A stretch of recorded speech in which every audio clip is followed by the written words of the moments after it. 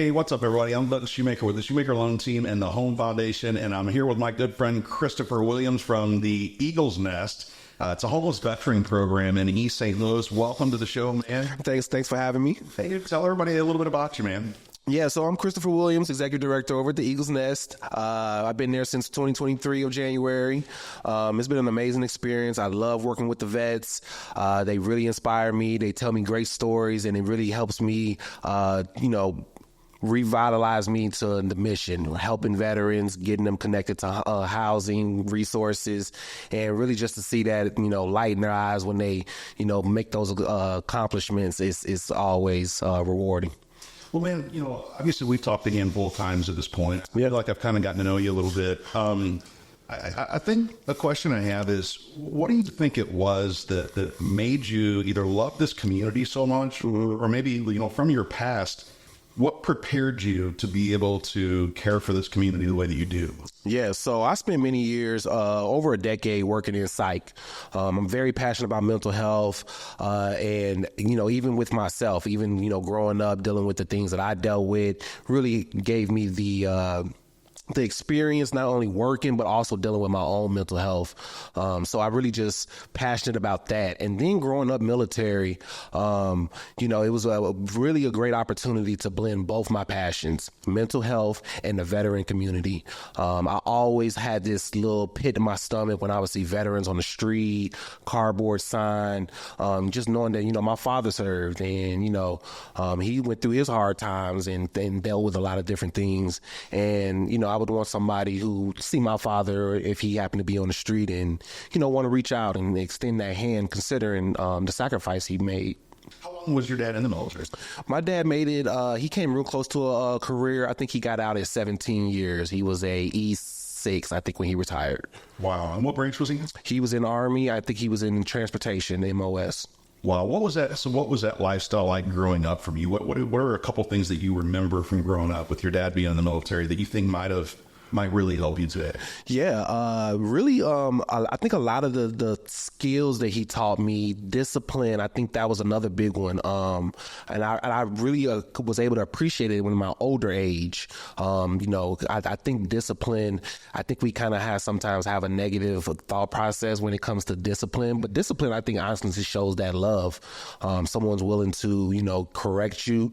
And so my father's really spent a lot of time, instilling things in me that I really appreciate to this day and that I use to this day, skills of, just knowing how to read between the lines, essentially. Right. So, man, there's always the topic of homelessness and homelessness with our veterans, but something that you had said to me previously was that it's more than the homelessness that you're trying to affect. It's what caused the homelessness. Right. Can you explain that to everybody a little bit more? What do you mean by that? Yeah, so what I mean is really just giving that knowledge. I think a lot of times what ended up happening is we're not knowledgeable about resources. I'm real big on proactiveness. How can we end this before it starts? Let's find the solution before we even identify a problem. We should always be acting in, proactiveness. And so in my mind, I think just, educating veterans as they're transitioning out of the military, understanding that new civilian life, what goes into that, how to go through a job interview, what's that going to even look like for a job interview, what questions to ask, little things that I think in civilian life we kind of take for granted. We kind of understand what it is to go for an interview, get an application, and, maybe go advocate for yourself, follow up. I think a lot of times the veterans, they feel like, nobody's really sat down with them and really shown them what that process is going to look like transitioning from military service to civilian life. Yeah, that's a big one, man. I've had that conversation a handful of times lately because I think a lot of us, I was just reserve and just for a few years. Yeah. And I think for a lot of folks that haven't gone through military, they don't realize that I've been a really good friend. He's been in the Coast Guard for many, many years, 20 some years now.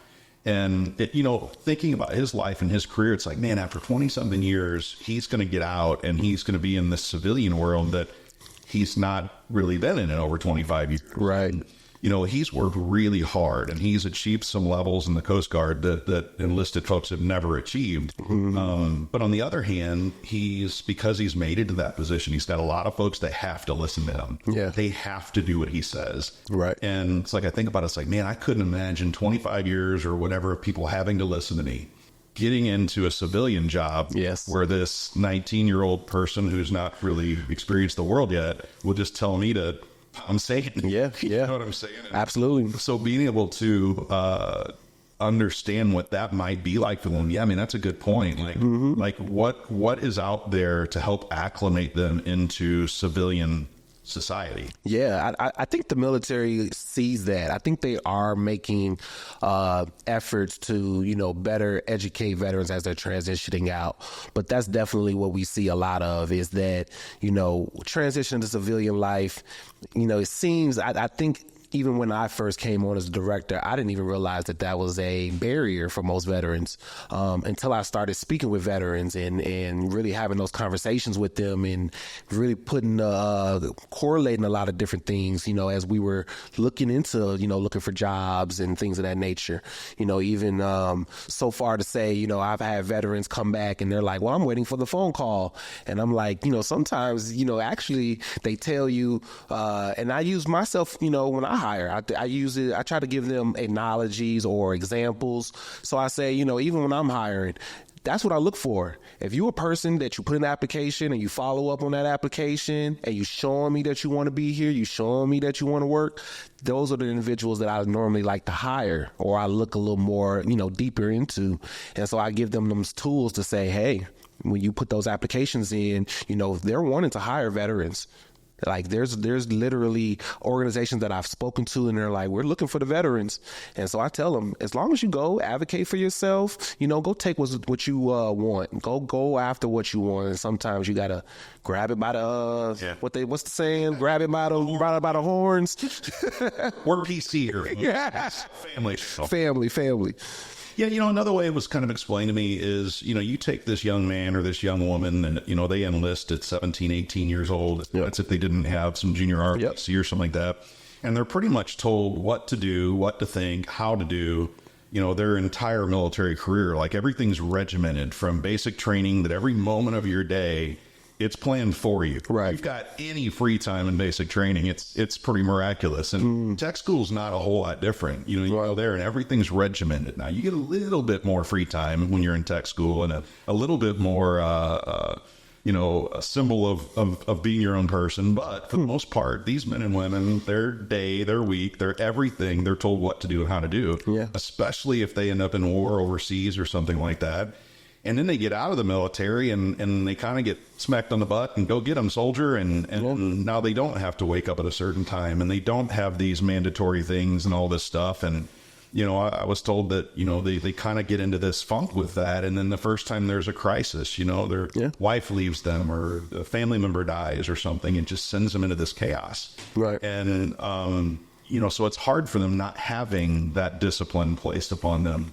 So with our homeless veteran community, do you feel like that plays any kind of a role with them? And is there something that you guys do to try to help introduce some discipline back in their life? Or is there something that can be done from that standpoint? Yeah, I mean, we definitely try to, reinforce, life skills and really try to teach, civilian life skills. So we do computer literacy classes. We do how to network in a job fair. So that's another aspect that,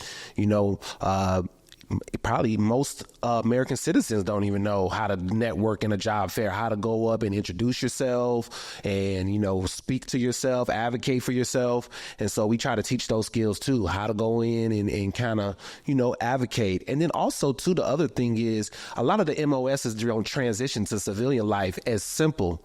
So a lot of our audience men that are not military. Correct. Let everybody know, what do you mean by MOS? So the job that the veteran had in the military. So if they were a airplane mechanic, that really doesn't always transition into civilian life. So they're looking for jobs maybe in the office setting or some of that nature. It's very hard. They sometimes struggle with how to take the skills that they were using as an airplane mechanic and make that fit the new job that they're looking for. And that's that creative part that we try to teach them. Oh, that's cool. You did this. You were doing, computer related work. You were drafting this. You were doing this. This is how you can word that for this position that you're applying for now in civilian life. And that's been another barrier that we've been noticing as well. Wow. Yeah, I didn't even think about that. So, Christopher, tell me, man, if I'm a veteran, I've come across a rough time in my life, I've been on the streets for a while, I come to the Eagle's Nest. What is, for the average person that comes in, what is the time frame of the program? Yeah. What is it that you guys would do for me if I was in that position? Absolutely. So we have 2 programs, and we really try to meet your needs. So if you're a veteran and you come in and maybe you already have income, maybe you're just dealing with a divorce, and you all decide to separate, and you're in a place where you're looking to transition. So you have gainful income, you have a job, and you have a housing plan. And by housing plan, you're like, I want to live in this geographic area. I want to live on the Illinois side or the Missouri side. So in that situation, you're pretty much a little further in the game. So we'll say, hey, would you be open to the 60-day program? Give you 60 days, you come hang out for a little bit, get what you need. We provide you with the meals. We got a gym. We got a bunch of amenities that we offer to you. That way you can focus on what you need to focus on in those 60 days. But if you're an individual that maybe you are truly homeless, maybe you've been chronically homeless, maybe you don't have a lot of those, maybe you're missing your ID, we have a 2-year program. So that way you can really spend time getting what you need. So whether that be, let's get your ID, let's go look at service-connected disability. I also tell it to veterans too, you can be honest with me, you can be realistic. So if you come into the Joseph Center or the Eagle's Nest and say, I don't want to work, that is totally fine. Let's go look and see what can we get you, whether that's SSDI, that's, disability through the state. Let's go look at SSI. Let's look at early retirement. Let's see if we paid enough into that.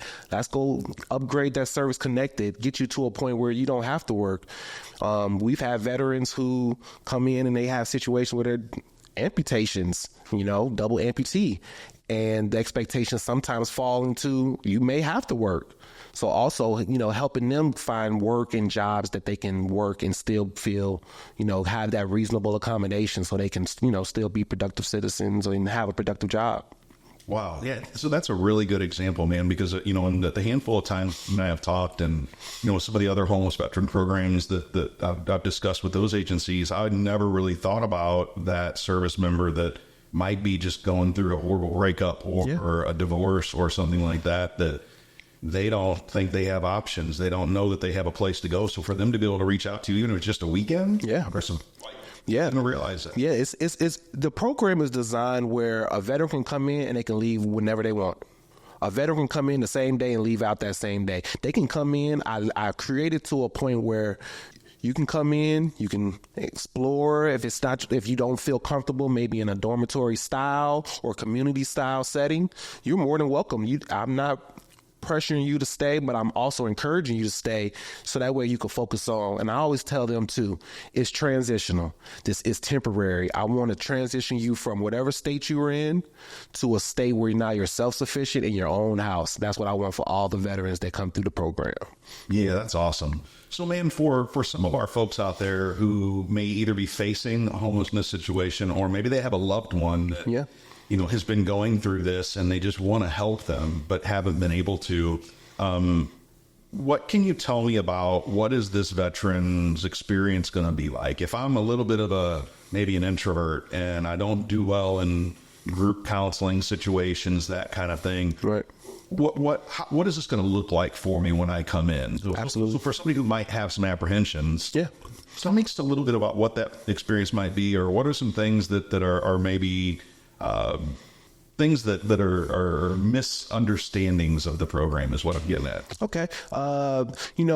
Although it is community living, all the case management is done on an individual basis. So they get intensive case management, and we center more around that substance abuse. So we're going to really, get in the nitty gritty and really try to help with that sobriety, maintaining sobriety. So that way we can look at the things that we want to get or accomplish our goals.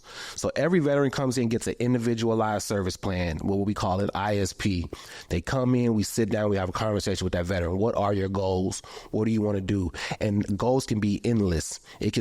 A veteran will come in and say, I want to start my own business. I know I have my license. I know how to do contracting work, plumbing work. I have those resources. We're connected with an organization called VetBiz.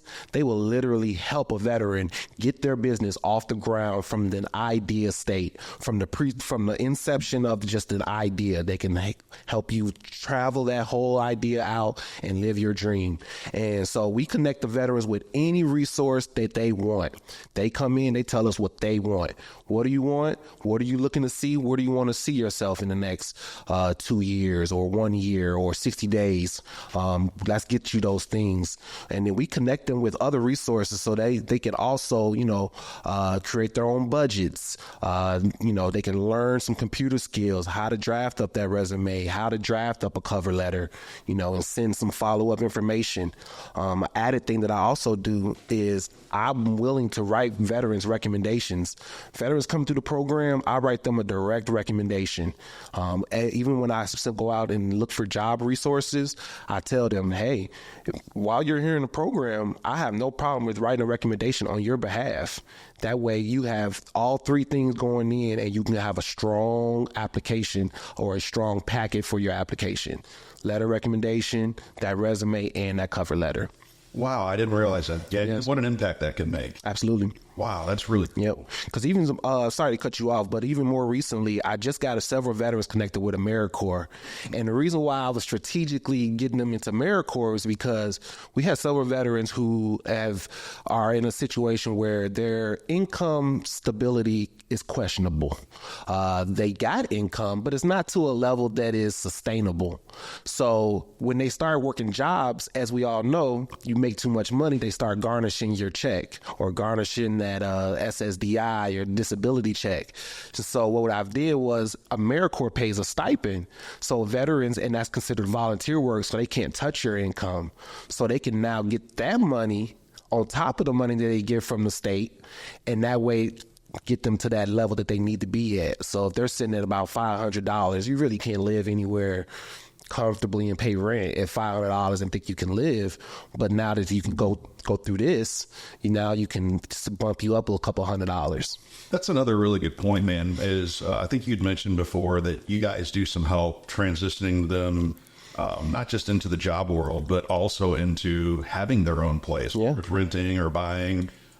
Tell me a little bit about that. How do you help folks find more permanent housing under your brackets? Yeah, I spend a lot of time networking with private landlords. We also spend a lot of time connected with other organizations. So one thing that I really like to push, and I tell veterans all the time, I want to get you everything that you're owed, everything.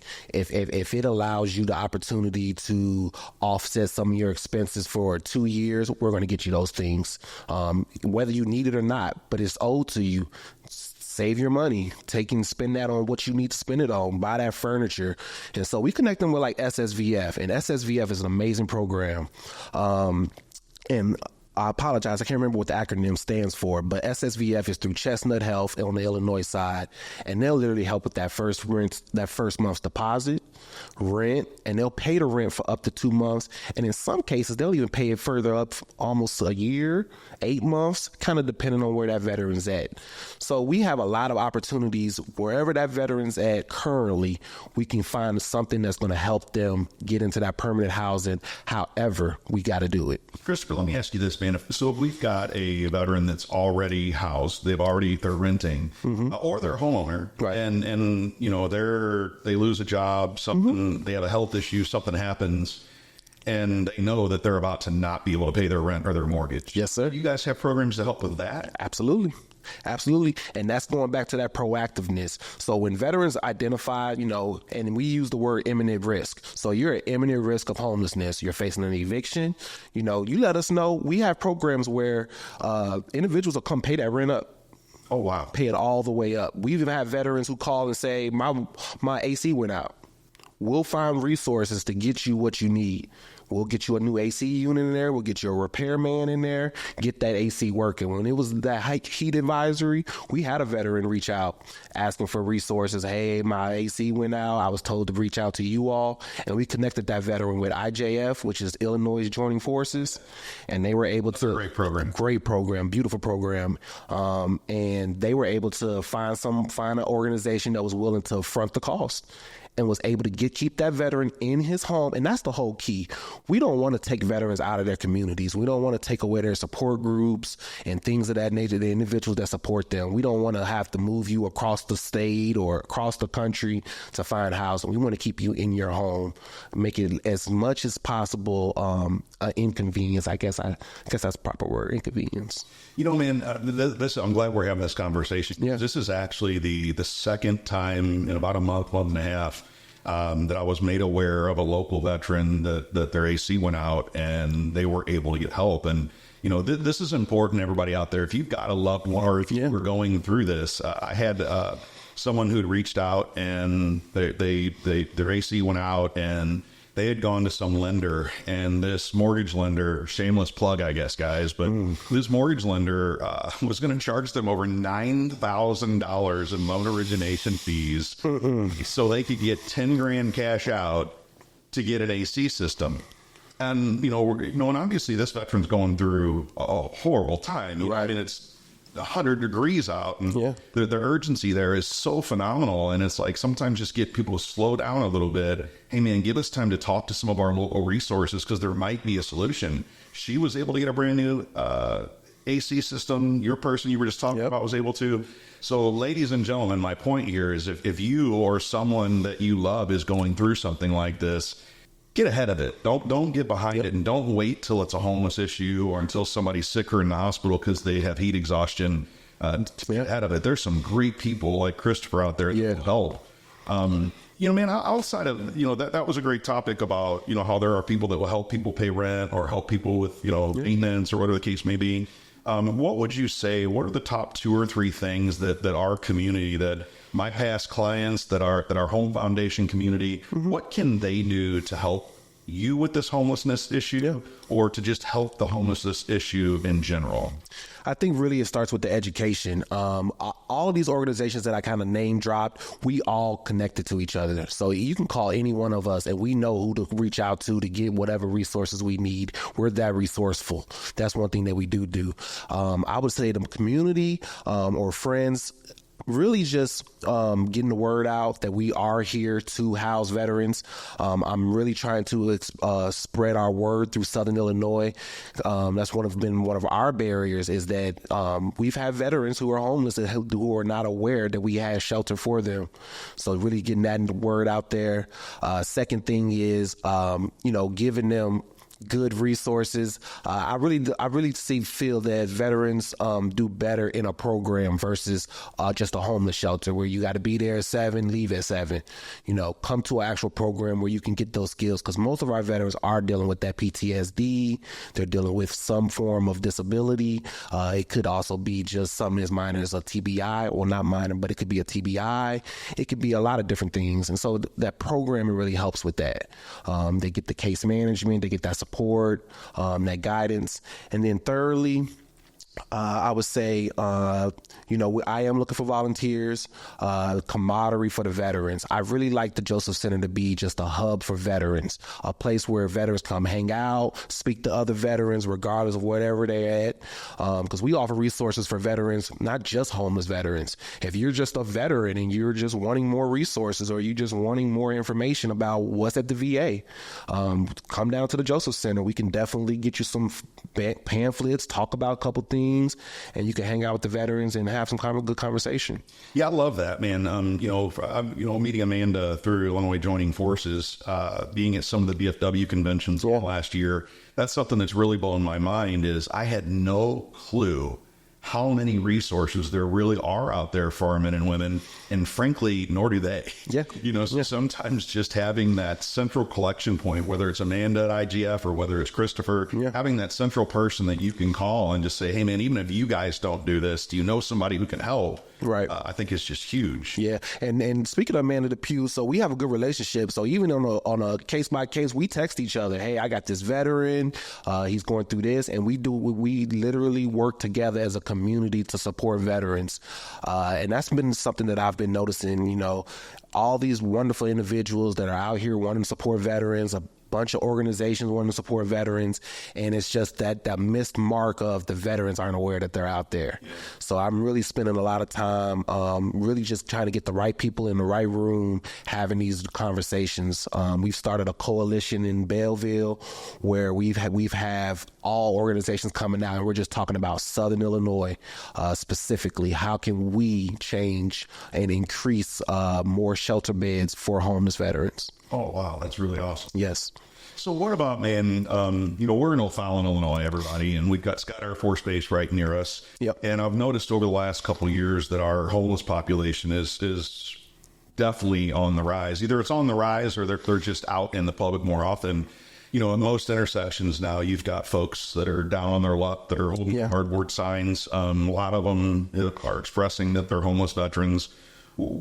I was told recently that you've got to be careful giving money and things like that, because there is help for a lot of these folks. It's just that they have to stay off the drugs and alcohol, and if they don't, they can't go to those centers. Is that the same with you guys, or what do we do for those folks that are outside of Sam's Club or wherever? What can we do to get them connected to you if they are actually homeless veteran? Absolutely. If you ever want to come down to the Joseph Center, grab my business cards. We got flyers, we got brochures. You can tell them, hey, I know a gentleman, I know a facility, I know an organization that can help support you, house you. And just as I stated, we have a 2-year program. So if a veteran needs 2 years, they can have 2 years. If they just need something temporarily, they can come. So if you see that veteran on the street and you're, reaching for $1, you can hand them my business card. And then I think that would be, in my opinion, a greater support, because now they'll have, actual, we can house them and we provide meals, and then we have a beautiful facility, workout station, computer lab, library, and I got donated clothes so I can clothe you. I have everything. You guys take donations for clothes? We take donations for clothes, hygiene products, everything. So every veteran that comes into the program, they get a welcome bag. You come into the program, you're going to get a welcome bag, and it's going to have everything you're going to need to stay there. Clothes, socks, underwear, soap, shower shoes, towels. You're going to have everything. Do you move into your room? Your room is a spacious room. It has bed storage under the bed. You get a desk, you get a nightstand, you get a locking closet for your personal belongings, that's your valuables. You could bring a TV. We really want to make it, as much as we can, barrierless. We want you to come in, and for all intents and purposes, you are independently living. It's almost no different than having your own apartment, or essentially just being in a dorm. You come and go. You can go do what you need to do in the community. We still want you to connect with your family. Get on Facebook, do whatever you need to get to where you need to, mentally, physically, financially. We really just want to support veterans. And you guys have counseling services for substance abuse as well? Correct. So that's what we specialize mostly in, is that substance abuse. So all of my case managers are certified in drug and alcohol. So they can really sit down and do that intensive case management. Don't get me wrong, they also touch on that mental health and so forth. We just can't take an individual who's actively in crisis, dealing with like schizophrenia. We're not equipped to that extent. So we don't go hands-on. We never touch our veterans. It's not that type of facility. It's very much independent living. And all veterans, criteria-wise, when they come in, have to be able to complete ADLs, and that's just acts of daily living. So they have to be able to shower themselves, transition from the shower, transition from their bed to the chair, things of that nature, because we do take veterans who are wheelchair-bound as well. Wow, man, I'm really glad we had this conversation, because that was one of the misconceptions that I had about a lot of the different homeless programs was, if they're going through substance abuse issues, there just isn't really anything for them. Right. Which again, I've heard that a handful of times over and over. So man, make sure everybody you're sharing this, because bad things happen to good people, especially our soldiers that have gone through trauma.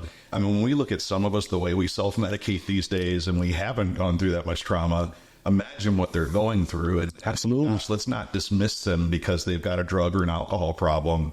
I'm so glad to hear that. Yeah, and we actually just partnered. So just the other night, we found a support group right here in Swansea for veterans. It's led by veterans, and we bust them all down there, and they had an amazing time. They speak very frankly, and I think that's the benefit. That was another kind of barrier that I seen kind of going off a little bit, was that we were having counselors who were wanting to volunteer and provide therapy, but the veterans, as I was taking surveys and asking them, they didn't feel comfortable speaking to these therapists, because they don't understand where they came from.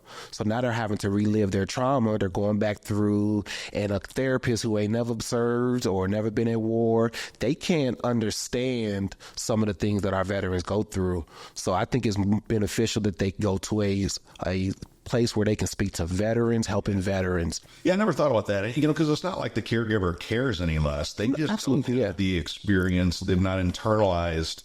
Correct. Veterans going through that makes a lot of sense. Yeah, and I've had many conversations, even me and Amanda, and she's like one of the people that I really speak to around veteran-related issues. Her being a veteran, and also a woman veteran, she really gives me a lot of insight. And so, as we were digging deeper, and we were noticing that, it's very hard to share some things that somebody else cannot relate to. Yeah. Christopher, you had mentioned that you guys also do some work with non-veterans. Yes. Do you do work with maybe law enforcement, firefighters, that kind of thing? Or have you, or can you, or what does that look like? You know what? I think there is opportunity, definitely, to help with first responders, firefighters, and police officers. Right now, based on our contract with the VA, we are strictly veterans when it comes to housing them. But when it comes to like NAAA, we offer that to the community. So anybody in the community, no matter where you're from or anything, you can just come right on in, woman, male, female or male. You can come straight in and take advantage of an NAAA class if you're dealing with sobriety or dealing with maintaining sobriety. Absolutely. Yeah, I appreciate that, man, because, obviously the Home Foundation is all about our military, but we also have a massive heart for our firefighters and our law enforcement, the men and women that are running to the gunshots and running into the burning buildings. And and doing a lot of research for our military with the Home Foundation and, the hero loan that we do and that kind of thing.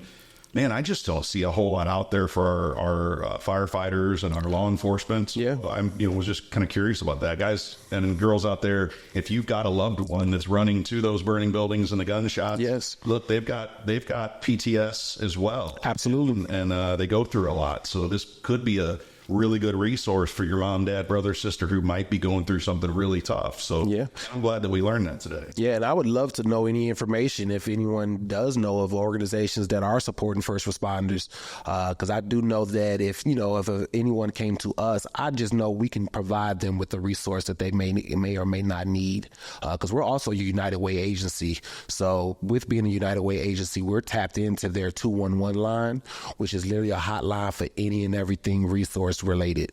So we use them heavily. We also partner with IJF. That's obviously for military veterans. But we're tapped in. We're tapped into everything.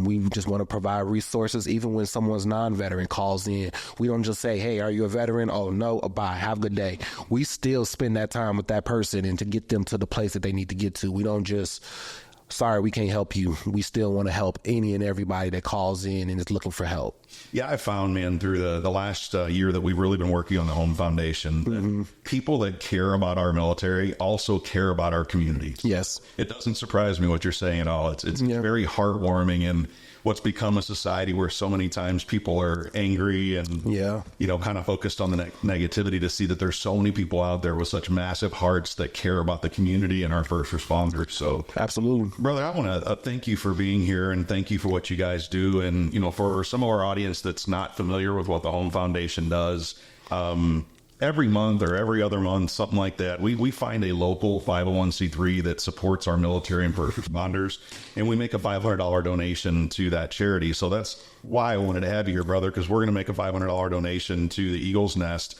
But everybody out there, keep in mind, if you know of a charity, an organization that does something special for our military and first responders, please don't keep them a secret. Reach out to us. I'd love to have them on the show and talk about what they do. And Absolutely. So some of the other things that we do, if you are prior military, active military, or law enforcement or firefighter, and you are in a professional service industry, or your spouse is, whether you cut hair, maybe you work on cars, maybe you're a financial advisor. For 20-something years, I've been in the mortgage industry, and I have no shortage of clients that always reach out and say, hey, man, I'm looking for an electrician or a plumber. Do you know somebody? Yeah. And, I just believe that, especially in some of the economic times we may be facing soon, that the best way to keep your economy strong is to start as hyper-local as possible. Yes. So one, our community matters, but yes, again, I spent a little bit of time in the Air Force when I was young. I've always had a big love and admiration for our military and first responders. So I want to help keep that community as strong as I can. So yes, again, if I agree. In the professional service industry and you could benefit from referrals from us, yes, by all means, reach out. Now, on the other side of that, when we were putting the Home Foundation together, I've run the Wing Fest in Fairview Heights. We started it about 18 years ago. And I've got some near and dear friends that never spent a minute in the military. They were never in law enforcement or firefighters. But these people, they give countless hours of their life every year volunteering for different organizations. They donate a bunch of money, time, and effort. That's beautiful. To help our military and first responders. So it kind of hit me. And it's like, well, man, if I'm going to start networking in this group, what about the folks that are in professional services that they have proven through years of either volunteerism or donations or whatever the case may be that they love and care for this community? So, ladies and gentlemen, if you're one of those folks, you don't have to be military or first responder to join our little networking. Absolutely. Who love this community. You just need to be somebody who's demonstrated that you care about them. So, yes, for you, we'll put up our URL, our little website link out there where if you fit either one of those categories, you're either a current or prior military or first responder that like to network with other people, you can click a little button and you can sign up and let us know. Or if you're somebody that maybe you're not military or first responder, but you love that community and want to help, there's a section for you to click on there and notify us as well. And again, if you are a service provider that does something special for this community, we'd love to hear about you. Christopher, any kind of last words that you want to talk to the community about before we go, man? Yeah, I just want to invite the community out. I love giving tours, so if you want to come out, check out the facility. We could definitely schedule a time. I take you on a great tour. You can meet some of the veterans. They really appreciate that camaraderie and seeing individuals inquiring as to, what they're there for, and just having that camaraderie in that community. So seeing that the community cares. But outside of that, just for clarification, we are the Eagle's Nest of St. Clair County. We also known as the Joseph Center. You'll often hear the TJC, just so you all are aware. But absolutely, this has been a pleasure being here. I had an amazing time, and I appreciate everything that you're doing for the first responders, military, and I totally agree with you. I think it's going to start with the communities. Awesome. Well, thank you so much for being here. And hey, don't forget, everybody, if you are active or prior military, law enforcement, or firefighter, everybody knows there's a shortage of homes right now, and it's really hard. The housing crisis is things are just getting more and more unaffordable. So the Shoemaker loan team, we've kind of led the way for our military and first responders. Whenever we do loans, we call it a hero loan. And most loans are going to have origination fees. If anybody's bought a house, you see that they usually range from about $1,500 on all the way up to, even some of the lenders out there that have military stuff in their name even charge, $3,000 the loan origination charges. And a lot of times, they're 1/4 or 0.5% higher than the national average on their rates. The Shoemaker loan team is going to waive your loan origination charges. Ours are usually $1,776. If you're military or first law enforcement or firefighter, we're going to waive that origination charge for you. We're going to get the national average rate. we make a $250 donation to a local 501c3 that is a military or first responder 501c3, a nonprofit organization. So, amazing. Yeah, we prove that we give back with every single loan that we do. And again, we're looking for other organizations that are willing to discount their services or give extra service to our military and law enforcement. Yes. That's you. Make sure and reach out. Otherwise, everybody, I hope you have a wonderful weekend. And if you have any questions, we're going to have Christopher's information down below. Yes. Have our information down below. There's no such thing as a stupid question, so ask away. Yeah, ask away and come see us. Come check us out at the Joseph Center. Have a great day, everybody.